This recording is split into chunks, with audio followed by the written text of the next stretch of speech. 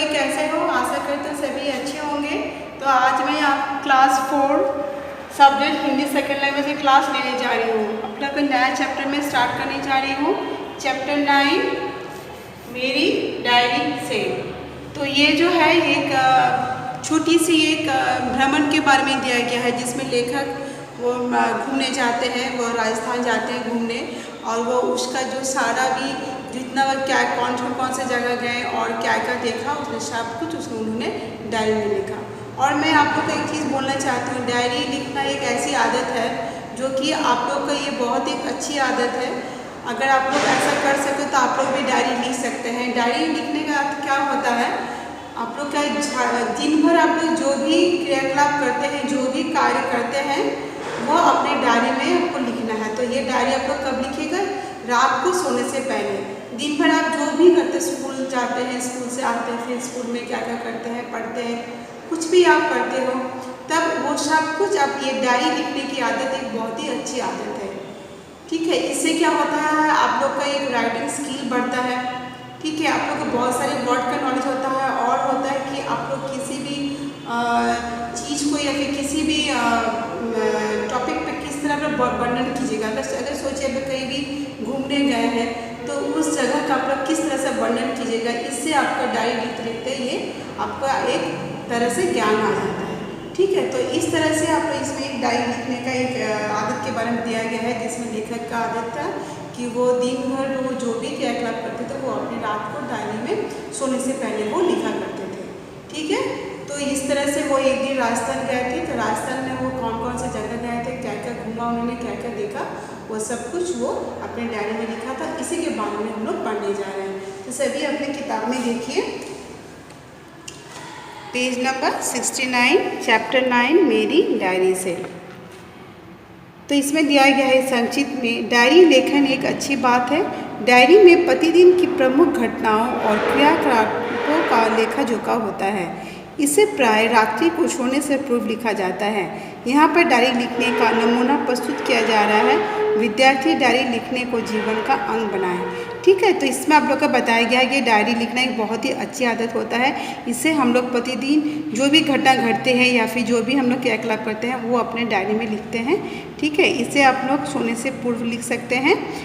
और ये एक का किस तरह से लिखा जाता है ये आपको दिया गया है। आप इसमें क्या डायरी लिखने से पहले एक डेट दीजिएगा।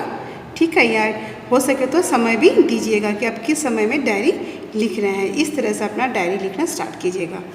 ठीक है, मैं प्रतिदिन रात्रि के समय सोने से पहले डायरी लिखता हूँ। इसमें दिन भर में घटित घटनाओं तथा अनुभवों का संक्षेप में वर्णन करता हूँ। मेरी डायरी मेरी अमूल्य धरोहर है।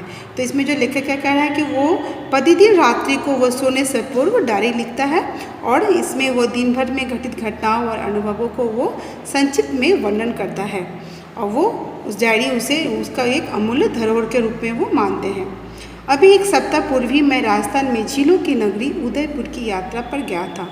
वहाँ मैंने 3 दिन आनंदपूर्वक बिताए। उन्हीं दिनों की स्मृतियाँ का अंकन यहाँ हुआ है।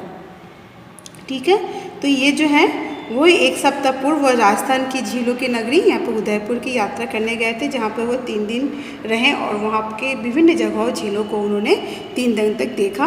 और उन्हीं 3 दिनों में उन्होंने क्या क्या देखा, उन स्मृतियों को उन्होंने अपने डायरी में अंकन किया, जो कि वो आपके साथ शेयर करने जा रहा है। तो वो जो इसमें है उन्होंने लिखा है वो शेयर करने जा रहे हैं, और इसमें है 25 अक्टूबर। वो किस तरह से वो लिखा गया है, दिन भर की थका देने वाली यात्रा के उपरांत रात्रि 8 बजे उदयपुर पहुंचा। ठीक है, वो एक 25 अक्टूबर की वो दिन की घटना का वो वर्णन किए हैं। तो वो दिन भर थक जाने के बाद वो यात्रा करने के बाद रात्रि 8 बजे वे उदयपुर पहुँचे। यहाँ मेरे मामा जी रहते हैं। उदयपुर में कौन रहते हैं? लेखक के मामा रहते हैं। जब मैं उनके घर पहुँचा तो वे मुझे देखकर बहुत खुश हुए। जब वे अपने मामा के घर पहुँचे तो फिर क्या हुआ, वहाँ देख के बहुत खुश हुई। गरिमा और धवल को बहुत दिनों बाद देखा। गरिमा और धवल जो कि उसके मामा के ये थे, संतान थे, तो उन्हें देख के वह बहुत ही खुश हुए। अब वे बड़े ही हो गए हैं। मुझे अपने घर आया देखकर ये विशेष रूप से उत्साहित हुए। जो गरिमा धवल जो है, जब वो लेखक जो उनके घर गए तो वो बहुत ही उत्साहित हुए, बहुत ही खुश हुए। हाथ मुंह धोकर रात्रि का भोजन सभी ने मिलकर एक साथ किया। भोजन के उपरांत अगले दिन के सैर सपाटे का कार्यक्रम तय किया।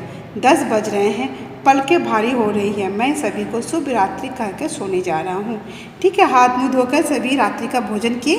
फिर जो अगले दिन वो कहाँ कहाँ वो कार्यक्रम बना, वो कहाँ कहाँ घूमने जाएंगे, क्या क्या चीज़ देखना है, ठीक है, वो सब चीज़ सब कार्यक्रम बनने के बाद वे 10 बजे वो सोने गए।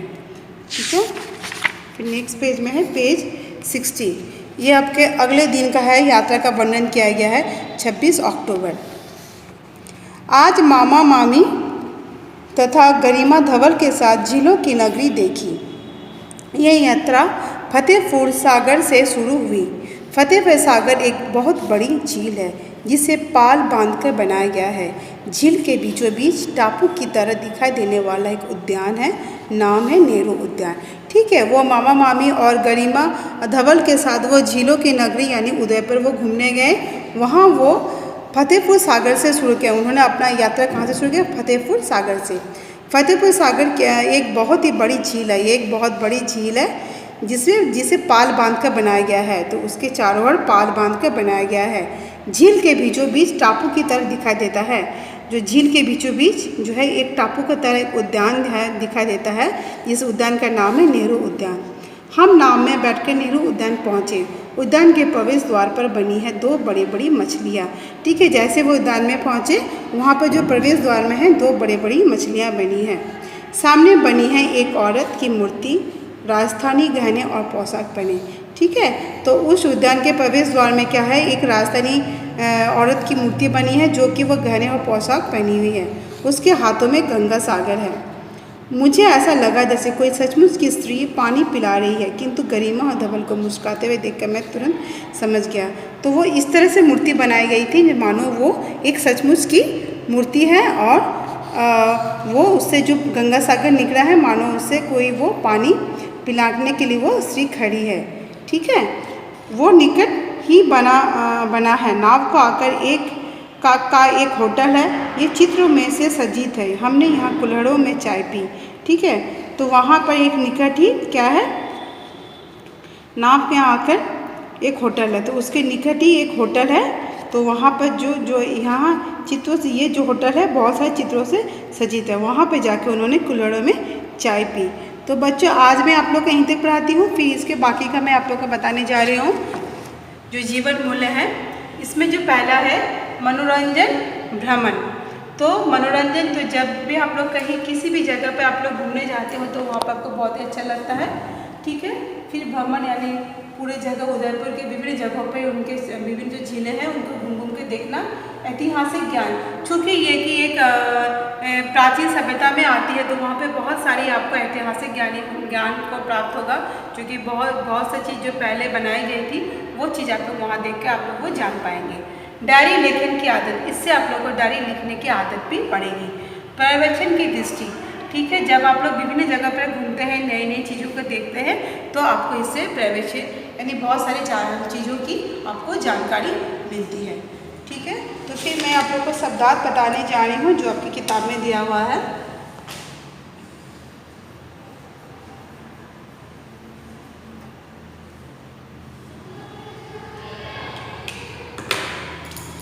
पहला है अमूल्य,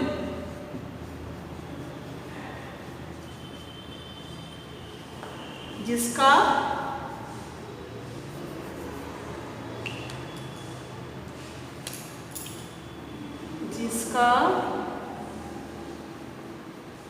मूल्य आंका ना जा सके, आंका ना जा सके। ठीक है, जिसका मूल्य आंका ना जा सके। फिर है स्मृतियाँ,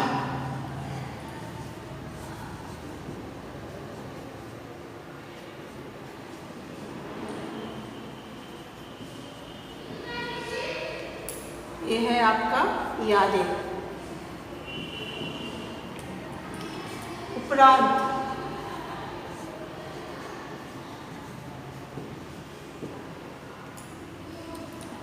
के बाद,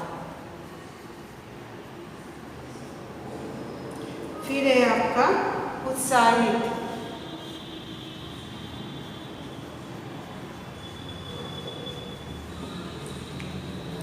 जोश में,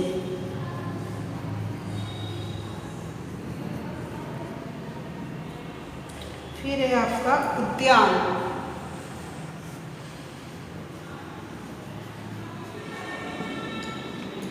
बगीचा। ठीक है, तो ये जो शब्दार्थ है देखिए क्या क्या है। अमूल्य, जिसका मूल्य आंका ना जा सके, मतलब कोई भी वस्तु जिसका वो इतना मूल्यवान है जिसका आप लोग मूल्य नहीं आंक सकते हैं। फिर स्मृतियाँ यानी यादें, उपरांत, उसके के बाद, उपरांत यानी के बाद, उत्साहित, जोश में, उद्यान यानी बगीचा। तो इस तरह से किताब में जो ये है आपका जो शब्दार्थ है इसे याद कर ले। जब आप लोग पढ़िएगा कहानी, अगर आपको उसमें से कोई भी ये लगे कि नहीं ये आपको नहीं आता तो उसको भी आप लोग साइड में लिख सकते हैं। ठीक है, तो ये जो है मैं आपका इसके नेक्स्ट क्लास में इसके बाकी कथा पढ़ाऊँगी। तो आज के लिए मैं अपनी क्लास यहीं समाप्त करती हूँ। धन्यवाद।